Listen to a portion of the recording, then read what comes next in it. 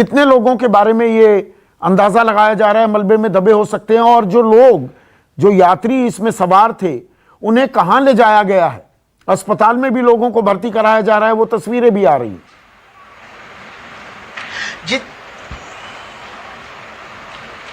जी बिल्कुल, देखिए 191 यात्री इस फ्लाइट में सवार थे, उसमें से 170 यंग थे, बाकी 10 बच्चे भी बताए जा रहे हैं जो यात्री थे। तो कुल मिलाकर 191 यात्री इसमें सवार थे। लेकिन जैसे ही ये पूरा हादसा सामने आया तो अब तक ऐसा कह रहे हैं कि 20 से 25 लोग शायद अभी भी आगे का हिस्से में जो मलबा पूरी तरह बिखर कर टूट चुका है वहां पर उसमें सवार हो सकता है, क्योंकि विमान में और कोई बड़ा धमाका न हो जाए। ये पूरा इलेक्ट्रॉनिक सर्किट का मामला है, तो ऐसे में बहुत सावधानी पूर्वक इस विमान के मलबे को हटाने का काम भी किया जा रहा है। हालांकि क्रेन भी पहुंच गई है, फायर ब्रिगेड भी पहुंच गए हैं वहां पर, और जो अधिकारी हैं, सुरक्षा अधिकारी, वे भी वहां पर कोशिश में जुटे हुए हैं। एक तो बारिश तेज है, ऊपर से विमान के मलबे को सुरक्षित तरीके से हटाना सबसे बड़ी जिम्मेदारी बनी हुई है, और जो घायल हुए हैं उन लोगों को अस्पताल पहुंचाया जा रहा है। ऐसे करीब अब तक 60 से 70 लोगों को पास के अस्पताल में कोझिकोड के ले जाया गया, उनका इलाज चल रहा है। और जो एम्बुलेंस की बात कही जाए तो इस वक्त जो हमें खबर मिल रही है वहां पर 13 एम्बुलेंस लगातार दंदनाते हुए सड़कों पर चल रही है। एयरपोर्ट से अस्पताल के बीच में चाहे एक भी अगर उन्हें पैसेंजर घायल मिल जाता, तत्काल वे उसे अस्पताल ले जाते, क्योंकि जिंदगी बचाना यहाँ पर सबसे पहली प्रायोरिटी है। लेकिन अभी भी सबसे बड़ी गनीमत की बात यही है, और सबसे बड़ी चिंता की भी बात यही है, बारिश तेज हो रही है, फ्यूल टैंक की बात है, और कई लोग मलबे में दबे हुए पड़े हैं। तो ऐसे में बहुत हड़बड़ी में ये लोग, जो इन लोगों को बाहर निकलने का काम भी नहीं हो सकता, क्योंकि शायद ये और भी ज्यादा खतरनाक साबित हो सकता है। और यही कारण है कि जो घायल लोग हैं उनकी तादाद अस्पताल में लगातार बढ़ती ही जा रही है। अब डीजीसीए से भी केजे आधिकारिक बयान आ गया है कि ये बारिश की वजह से हादसा हुआ है और घाटी में एक हिस्सा जाकर गिरा है। थोड़ा सा इस एयरपोर्ट के बारे में बताइए। टेबल टॉप एयरपोर्ट है, जैसा मनीष भी बता रहे थे, रनवे पर फिसला है विमान और 2 हिस्सों में ये टूट गया।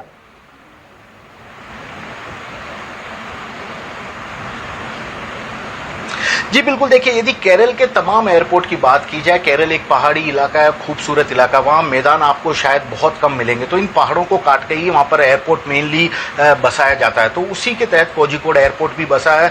और जब साल 2018 में वहाँ पर सदी के सबसे भीषण बाढ़ आई थी, तब मैं खुद वहाँ कवर करने गया था, पूरे एयरपोर्ट में पानी भर गया था, क्योंकि पहाड़ी इलाका होने के कारण पूरा का पूरा पानी, जो निचले इलाका है, आवासीय इलाका है, एयरपोर्ट है, तो एयरपोर्ट भी करीब वहाँ पर 10 से 15 दिन तक पानी में डूबे रहे थे। तो इस तरह के हालात केरल में जब भी बाढ़ या तेज मूसलाधार बारिश आती है हो जाते हैं।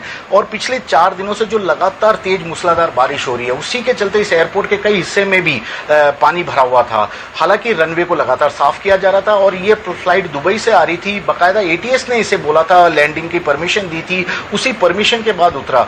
लेकिन पायलट का कहीं ना कहीं संतुलन बिगड़ गया, ये कहा जा सकता है। फिलहाल शुरुआती दौर में तो यही सामने जानकारी आ रही है कि शुरुआती दौर में पायलट का संतुलन बिगड़ा है, जिसके चलते आगे का जो टायर की बात की जा रही है, आगे के फ्लाइट की, वह भी ढंग से नहीं खुल पाया था, प्रॉपर तरीके से नहीं खुल पाया, और इसी कारण ये पूरा विमान स्किड भी हुआ है, और उसी के तहत ये पूरा हादसा होने की शुरुआती बात अभी सामने आई है। हालांकि रात का वक्त है, लोगों की जान बचाना इस वक्त सबसे बड़ी प्रायोरिटी है।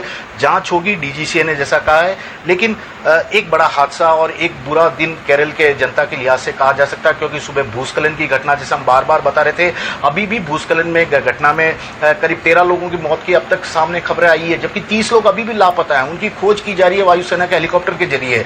और अब शाम को इस तरह का हादसा सामने आना निश्चित तौर पर केरल के लोगों के लिए शायद सबसे बुरा दिन आज का कहा जाएगा। और इसमें एक और बात हमें गौर करनी होगी, ये इंटरनेशनल फ्लाइट है, पर दर्शकों को ये बताना जरूरी है, ये एयर इंडिया एक्सप्रेस, मतलब ये छोटे विमान जो दरअसल डोमेस्टिक फ्लाइट्स में इस्तेमाल होते हैं, ये वो विमान था। 737 बोइंग था, आजकल 787 भी, ड्रीम लाइनर्स भी चलते हैं, उसमें 190 से भी, बल्कि इसके 1.5 से पौने 2 गुने यात्री भी सवार करते हैं।